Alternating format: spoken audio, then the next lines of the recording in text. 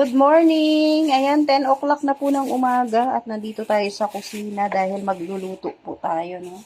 So, ayan, bumili tayo ng manok. Hinugasan na po natin yan.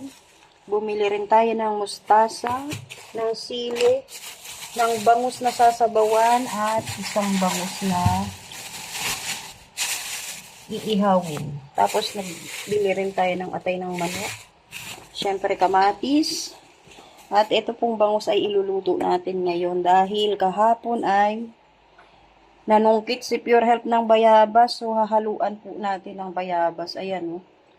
So, una natin gagawin ay maghuhugas muna tayo ng mga binili natin. Huhugasan natin lahat. So, itong manok, okay na po yan.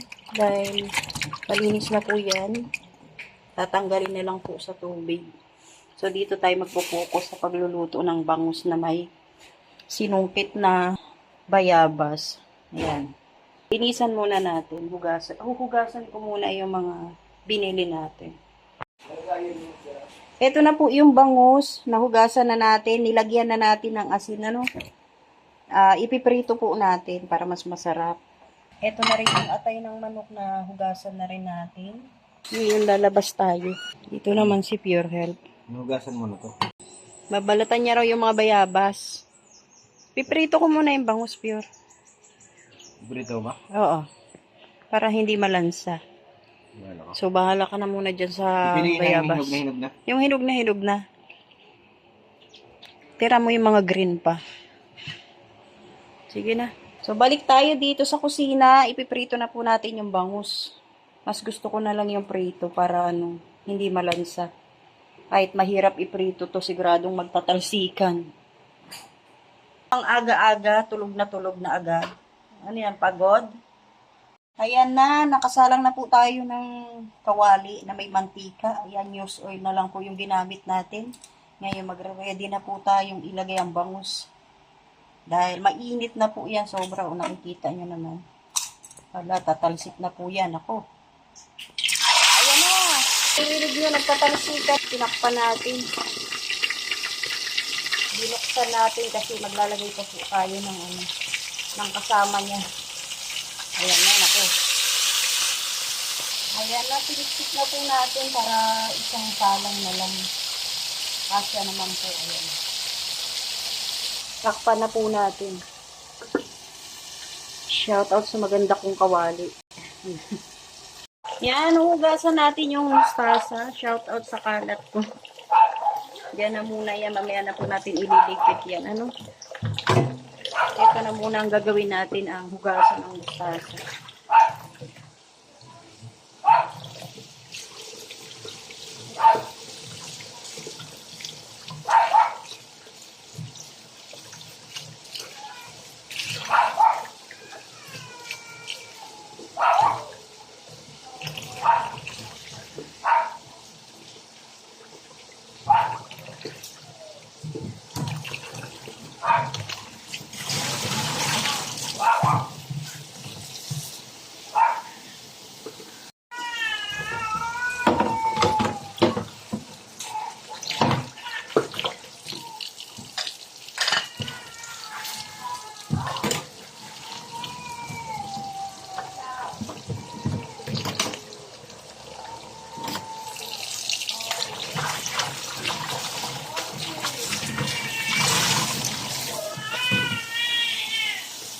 Umiiyak si Mayo ni, oh.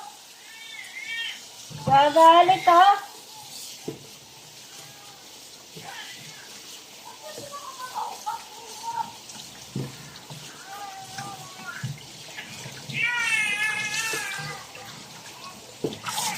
Okay na.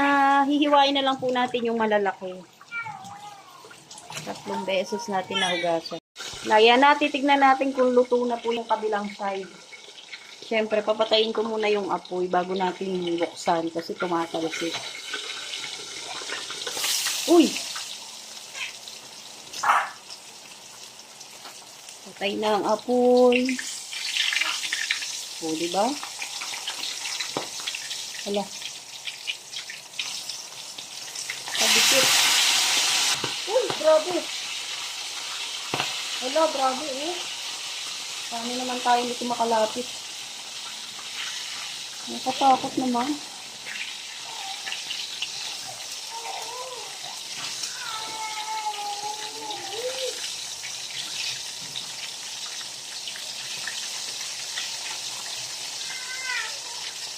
Nangalit ka mayo niya. Ayun na. Ano ba yun?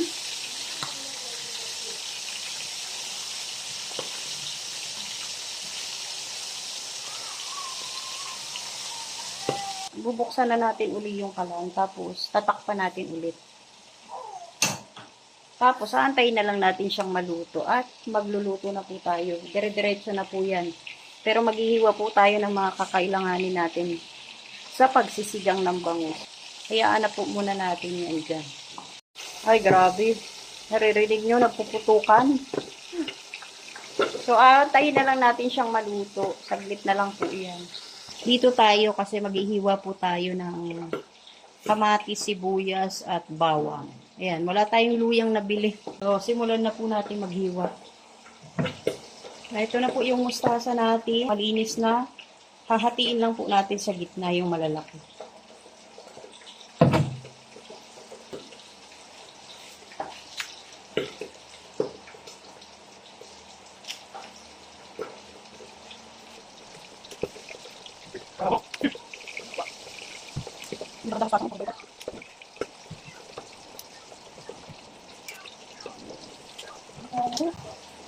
So, ito po, hindi na natin hihiwain kasi maliliit naman na.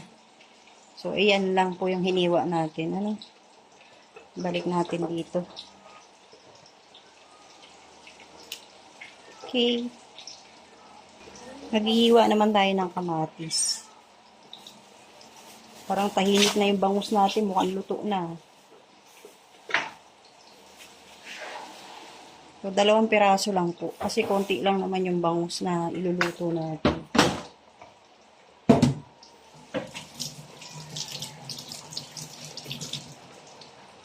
Yan. Siyempre, hinugasan muna natin. Higain na.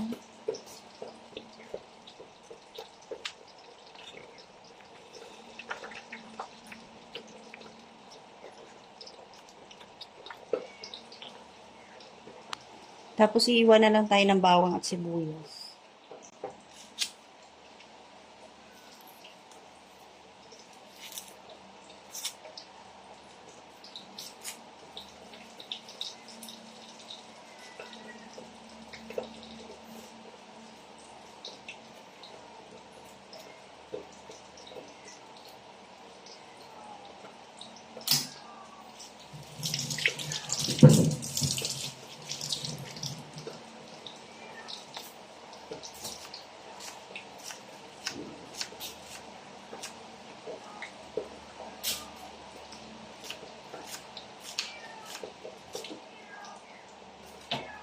Bawang na lang, bawang.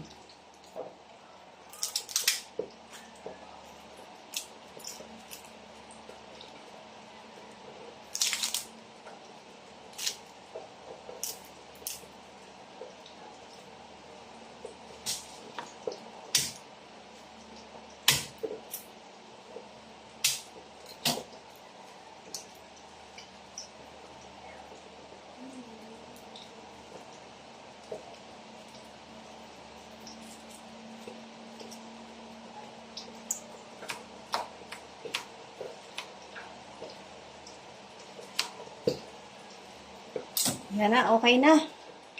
Tingnan na natin yung isda kung luto na. Oh, 'di ba? Luto na. So, papatayin na natin yung apoy. Okay. Pahawiin na po natin. Tatanggalin na po natin sa kalam. Uy, nasunog. Ayan, nasunog.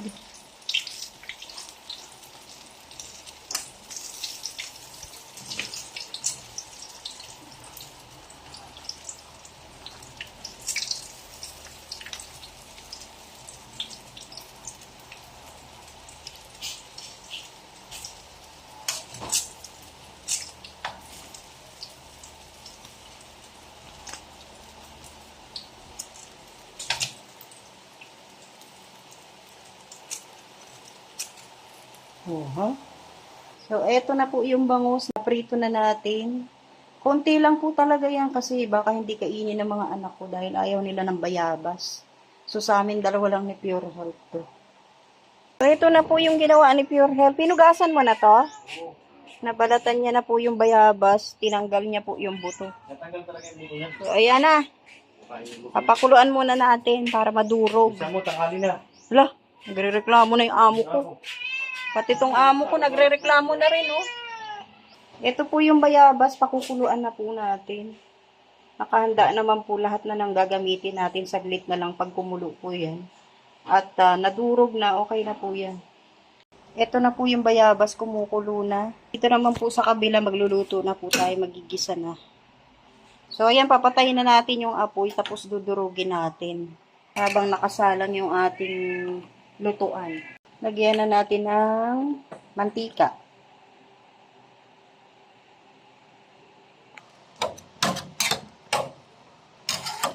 So, hindi ko na po masyadong dinurog. Okay na po yan. Kasi wala naman na po siyang buto. Lagyan na natin yung bawang.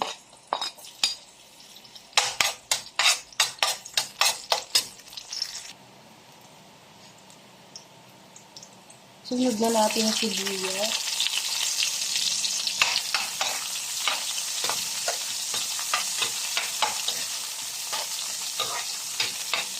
Tapos yung kamatis.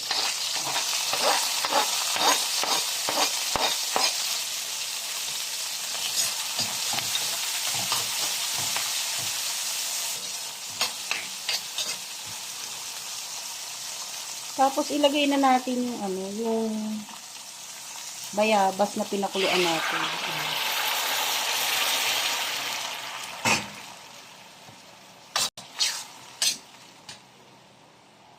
Tapos lagyan natin ng asin, konti lang.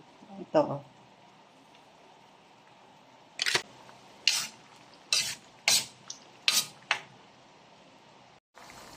Ayan na, kumukulo na. Tapos lalagyan natin ng chili oil ni Papa Jones. Ito na po yung magiging pangpaanghang natin. Para hindi ko na siya lagyan ng sili. So, ito na.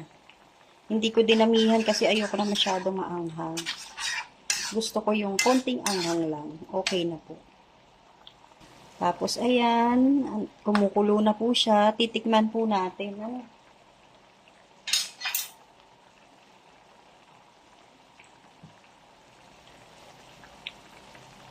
Manamis-namis siya. Manamis-namis lasang bayabas. Ayan. Tsaka yung amoy niya. Ngayon, ilalagay na po natin yung isda. At saka dadagdagan natin ng konting asin kasi medyo matabang. Ayan, konti lang po. Tsaka medyo maanghang na rin po, no? Hindi siya masyadong maanghang, hindi masakit sa lalamunan. Tapos ngayon, ilalagay na po natin yung isda. Ito, ilagay na natin. Hindi na po natin dadagdagan ng sabaw. Tama na po yan, kasi konti lang yung bayabas. Tapos, isusunod na po natin ilagay yung mustasa po, no?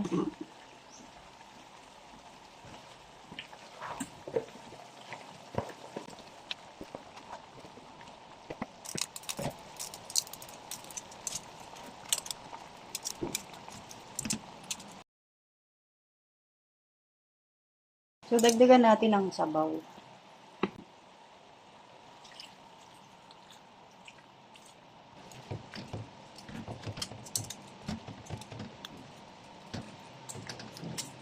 Lagay natin sa ilalim yung mga mustasa para kasi luto na yung isda eh.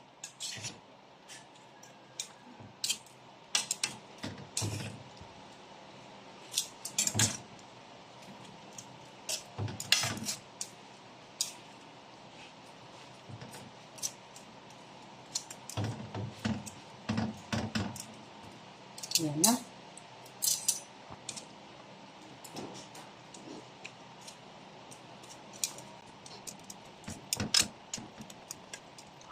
Titikman ko uli kasi dinagdagan natin ng ng tubig. So titignan natin kung tama na ba yung asin na nilagay natin.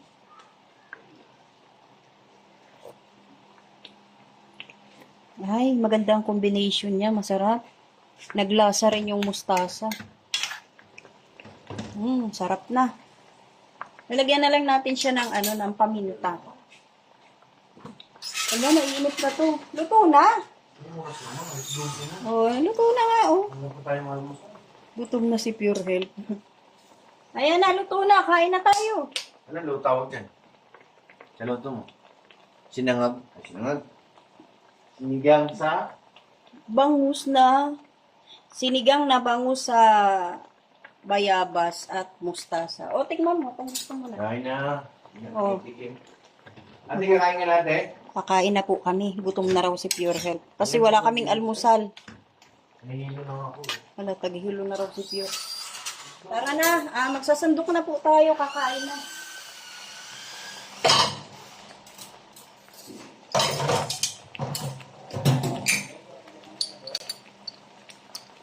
Dagdagan natin ng konting chili oil. Ayan. Kasi natanggal yung anghang. Gusto ni Pure Health medyo maanghang. So habang nagsasandok tayo ng kanin, pabayaan lang muna natin kumulo kasi yung mustasa medyo hilaw pa. Nagugutom na si Pure.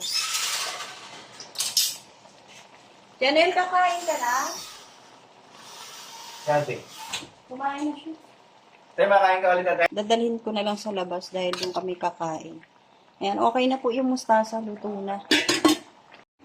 Ate, di ka kakain? Ito na po, kakain na kami. Si Pure gutom na. So, ayan po yung ulam natin. Tapos, ito yung kagabi. So, kain na po. Ano lasa, Pure? Nasaan na? Bayabas?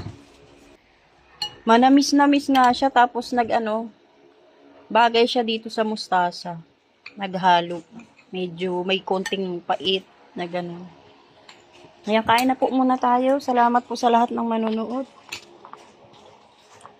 Magandang tanghali po. God bless po. Mabuhay.